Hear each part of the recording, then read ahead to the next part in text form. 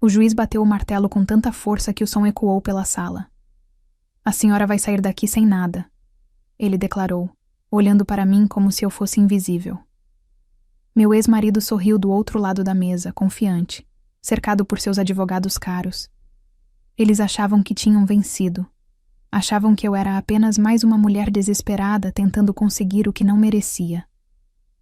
Mas quando abri minha pasta e coloquei aquele envelope na mesa, o sorriso dele desapareceu. O juiz ficou pálido, e naquele momento, todos entenderam.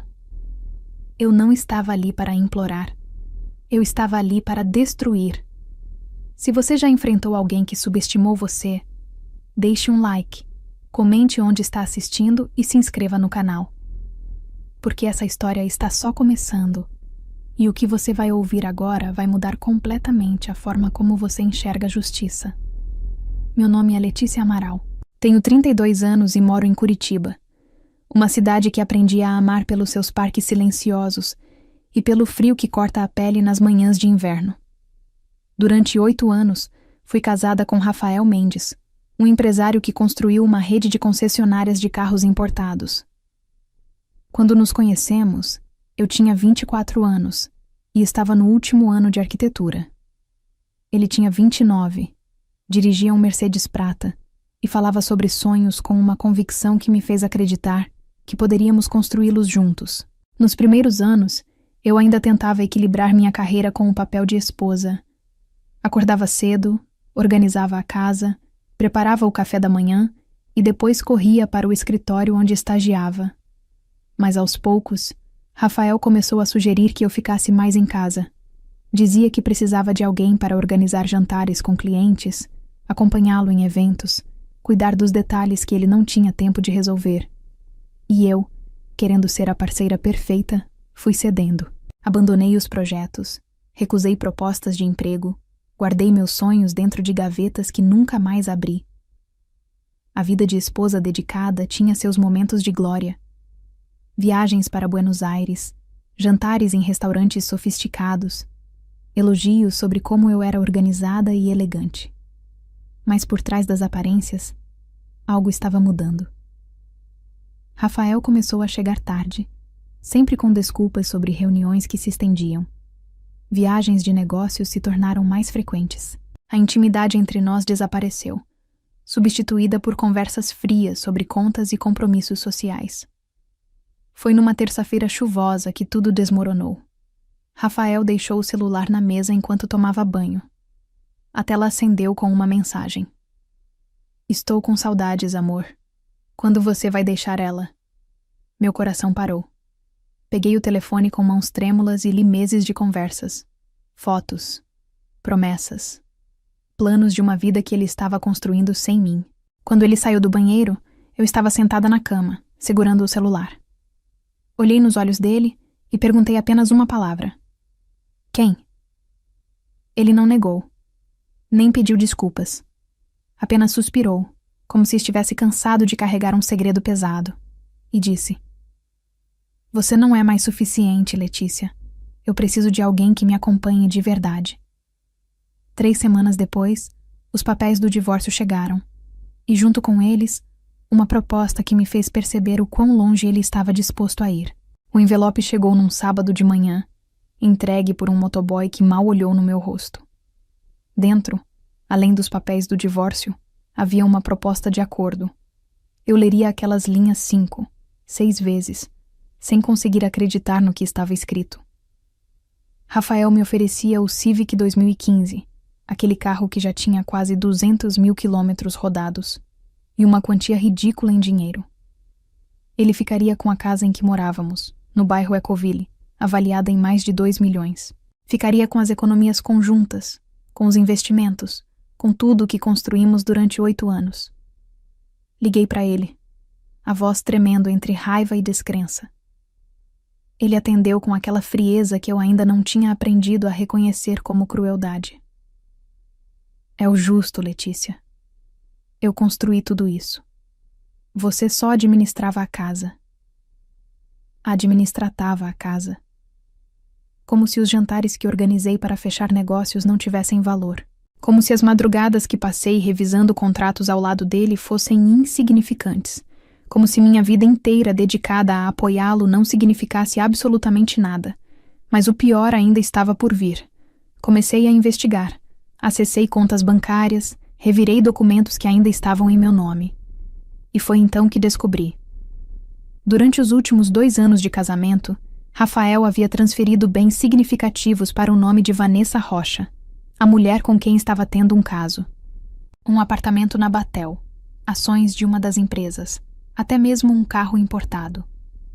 Tudo estrategicamente movido para que, no momento do divórcio, parecesse que ele tinha menos do que realmente possuía. Os advogados dele começaram a me pressionar. Ligações, e-mails, mensagens sugerindo que seria melhor para mim aceitar o inevitável e seguir em frente sem desgaste. Um deles chegou a insinuar que, se eu insistisse em complicar as coisas, Rafael poderia alegar que eu era emocionalmente instável, que tinha problemas que justificavam meu afastamento dos bens. Enquanto isso, a humilhação pública se intensificava. Rafael começou a aparecer em eventos sociais de braços dados com Vanessa. Fotos deles em restaurantes caros, em viagens para Gramado, em festas onde antes éramos nós dois. Amigos em comum paravam de me convidar para encontros, como se minha presença fosse um constrangimento. Minha própria mãe, numa ligação tensa, sugeriu que eu não criasse problemas. Letícia, você ainda é jovem. Pode recomeçar. Para que brigar? Procurei 3 advogados diferentes. O primeiro disse que seria difícil provar a transferência fraudulenta de bens. O segundo foi honesto demais. Rafael Mendes tem influência nessa cidade. Enfrentá-lo pode prejudicar sua reputação profissional. O terceiro nem quis aceitar o caso. Eu estava ficando sem opções, sem esperança, sem forças. Até que uma conhecida me indicou doutora Mônica Silveira. Ela tinha um escritório pequeno no centro, sem luxos, mas com uma estante cheia de processos vencidos. Quando contei minha história, ela não demonstrou pena. Apenas olhou nos meus olhos e disse algo que mudou tudo. Você tem mais poder do que imagina, Letícia, mas precisa de coragem para usá-lo. Doutora Mônica não perdeu tempo com promessas vazias. Na primeira reunião, ela abriu um caderno e começou a fazer perguntas diretas. Durante o casamento, você tinha acesso às contas dele? Sim. Ele discutia negócios na sua frente? Sempre. Você assinava documentos? Vários. A cada resposta minha, ela anotava com uma precisão cirúrgica, como se estivesse montando um quebra-cabeça que só ela conseguia enxergar completo. Ela me deu uma tarefa: reunir tudo: e-mails, extratos bancários, contratos, fotos, mensagens, qualquer coisa que pudesse servir como evidência. Passei semanas vasculhando arquivos digitais, gavetas esquecidas, caixas no armário. O Rafael sempre me subestimou. Achava que eu era apenas a esposa decorativa, aquela que sorria nos eventos e não fazia perguntas. Mas a verdade é que, durante anos, eu tive acesso a tudo. Senhas de contas, combinações de cofres, arquivos confidenciais. Ele nunca imaginou que eu prestava atenção. Foi revisando extratos bancários que comecei a perceber um padrão estranho. Transferências mensais para empresas que eu nunca tinha ouvido falar. Valores altos, sempre em datas próximas ao fechamento fiscal. Anotei os nomes, o CNPJ e entreguei tudo para a doutora Mônica. Ela contratou um contador forense, um homem sério chamado Dr. Estevão, que começou a destrinchar cada movimentação financeira. O que ele descobriu me deixou sem ar. Rafael não estava apenas escondendo bens. Ele estava envolvido em um esquema de fraude fiscal. Empresas fantasmas criadas para lavar dinheiro, sonegação de impostos, transferências para contas offshore. Tudo documentado, tudo rastreável. Durante anos, enquanto eu organizava jantares e cuidava da casa, meu marido construía um império paralelo baseado em ilegalidade. Doutora Mônica foi clara comigo. Letícia, isso vai além do divórcio. Se apresentarmos essas provas, ele pode enfrentar acusação criminal. Você precisa ter certeza de que quer ir até o fim. Olhei para ela e, pela primeira vez em meses, senti algo parecido com poder. Eu quero, respondi. Ele me tratou como se eu fosse nada. Agora ele vai descobrir quem eu realmente sou. Nas semanas seguintes, preparamos tudo meticulosamente. Organizamos as provas em ordem cronológica, destacamos as irregularidades mais graves, ensaiamos cada argumento. Doutora Mônica me alertou sobre o que viria. No tribunal, o juiz pode tentar te intimidar. Os advogados dele vão te desmoralizar. Vão dizer que você é vingativa, instável, que está inventando histórias. Você precisa estar preparada para o pior. Eu estava, porque pela primeira vez na vida não estava lutando apenas por dinheiro ou por bens. Estava lutando pela minha dignidade. Quando entrei naquela sala de audiências, eu sabia que seria a minha única chance. Se eu fracassasse, perderia tudo. Mas se vencesse, Rafael descobriria que subestimar uma mulher foi o maior erro da vida dele. A sala do Fórum de Curitiba era exatamente como eu imaginava. Fria, impessoal, com paredes cor de cinza e uma iluminação fluorescente que deixava tudo ainda mais hostil. As cadeiras de madeira rangiam a cada movimento. O ar cheirava a papel velho e a uma tensão que você conseguia sentir na pele. Sentei-me ao lado de Doutora Mônica, as mãos suadas segurando minha pasta. Do outro lado da sala, Rafael entrou acompanhado de 3 advogados, todos de terno impecável, maletas de couro, a postura de quem nunca perdeu uma batalha. O juiz era Dr. Marcelo Fonseca, um homem na casa dos 60 anos, conhecido por sua rigidez e por favorecer casos de empresários influentes. Ele entrou, sentou-se com um suspiro cansado e nem olhou na minha direção ao abrir a pasta do processo. A audiência começou com os advogados de Rafael apresentando a versão deles. Pintaram um retrato cruel de mim, a esposa desinteressada, que não contribuía financeiramente, que gastava sem controle, que agora queria se aproveitar do trabalho dele. Um dos advogados chegou a sugerir, com um sorriso de canto de boca, que eu tinha instabilidade emocional e que minhas reivindicações eram fruto de uma vingança irracional.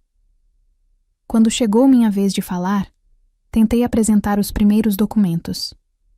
Mas o juiz me interrompeu antes que eu terminasse a segunda frase. A senhora está perdendo meu tempo com detalhes irrelevantes, ele disse, com um tom de impaciência que me fez engolir seco. Doutora Mônica tentou intervir, mas ele levantou a mão, silenciando-a também. Eu decido o que é relevante aqui. Rafael estava visivelmente relaxado. Ele sabia que o jogo estava inclinado a seu favor. Os advogados dele continuaram, desfiando argumentos que me reduziam a nada. E o juiz acenava com a cabeça, como se cada palavra fosse uma verdade inquestionável.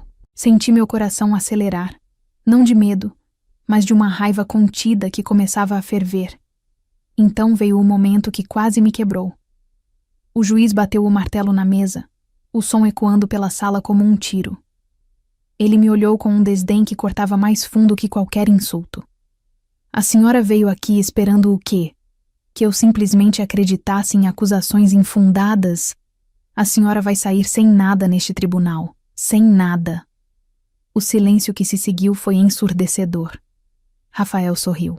Um sorriso pequeno, controlado, mas que dizia tudo. Ele tinha vencido, ou pelo menos achava que tinha. Porque foi nesse exato momento que abri minha pasta.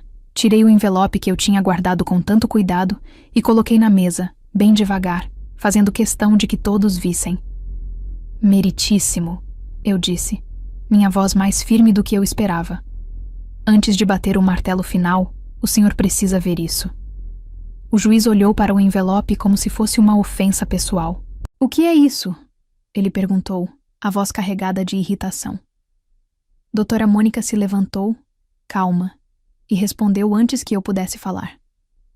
Meritíssimo, são documentos que comprovam irregularidades financeiras graves cometidas pelo Sr. Rafael Mendes durante o casamento. Fraude fiscal, sonegação de impostos e lavagem de dinheiro através de empresas fantasmas. A sala inteira pareceu congelar. Rafael piscou, confuso, como se não tivesse entendido o que tinha acabado de ouvir. Os advogados dele trocaram olhares rápidos, tensos. O juiz estendeu a mão, pegou o envelope e começou a folhear os documentos. A cada página que virava, sua expressão mudava. A arrogância deu lugar à surpresa. A surpresa deu lugar à preocupação. Ele levantou os olhos e olhou diretamente para Rafael. Sr. Mendes, o senhor reconhece essas transações? Rafael abriu a boca, mas nenhuma palavra saiu. Ele olhou para os advogados, desesperado, procurando uma saída que não existia. Um dos advogados tentou argumentar. Meritíssimo, esses documentos podem ter sido obtidos de forma ilícita. Doutora Mônica não deixou terminar. Todos os documentos foram acessados legalmente pela senhora Letícia durante o período em que ainda era casada e tinha pleno direito de acesso às contas e negócios do casal. O juiz ergueu a mão, pedindo silêncio. Ele leu mais alguns minutos, em silêncio absoluto, enquanto a sala aguardava. Finalmente, ele colocou os papéis sobre a mesa e suspirou fundo. Esta audiência está suspensa. Vou encaminhar esses documentos ao Ministério Público para investigação imediata. Sr. Mendes, o senhor está ciente de que pode enfrentar um processo criminal? Rafael ficou pálido. Pela primeira vez desde que tudo começou, vi medo nos olhos dele. Medo real. Doutora Mônica não precisou dizer mais nada. Apenas recolheu as cópias dos documentos e me deu um leve toque no braço, como quem diz: está feito. Nos dias que se seguiram, tudo desmoronou para Rafael. O Ministério Público abriu uma investigação formal. As contas dele foram bloqueadas. A Receita Federal bateu na porta das empresas. E pior ainda para ele, a imprensa começou a noticiar. Empresário de Curitiba investigado por fraude fiscal. O império que ele construiu com tanta arrogância começou a ruir, tijolo por tijolo. Quanto a mim, o processo de divórcio foi resolvido de forma justa. Recebi minha parte dos bens, sem precisar implorar, sem precisar aceitar migalhas. Mais do que isso, recuperei algo que tinha perdido durante aqueles 8 anos: minha dignidade. Retomei a carreira de arquiteta. Abri meu próprio escritório, um espaço pequeno, mas meu. Voltei a desenhar, a criar, a sonhar. Rafael perdeu tudo. A casa, os carros, a reputação, a liberdade. E, ironicamente, Vanessa desapareceu assim que o dinheiro acabou. Às vezes a justiça não vem de quem está no poder. Vem de quem tem coragem de lutar por ela. Eu não saí daquele tribunal como vítima. Saí como sobrevivente. E aprendi que o silêncio não é força. A verdadeira força está em saber quando falar, quando agir e quando não aceitar menos do que você merece. E você? Já passou por uma situação onde precisou provar seu valor quando todos duvidavam? Conta aqui nos comentários. Quero saber sua história. Se você gostou desse relato, não esquece de se inscrever no canal, deixar seu like e compartilhar com quem precisa ouvir que nunca é tarde para recomeçar. E olha, tem um vídeo incrível te esperando logo ali que você não pode perder. Até a próxima!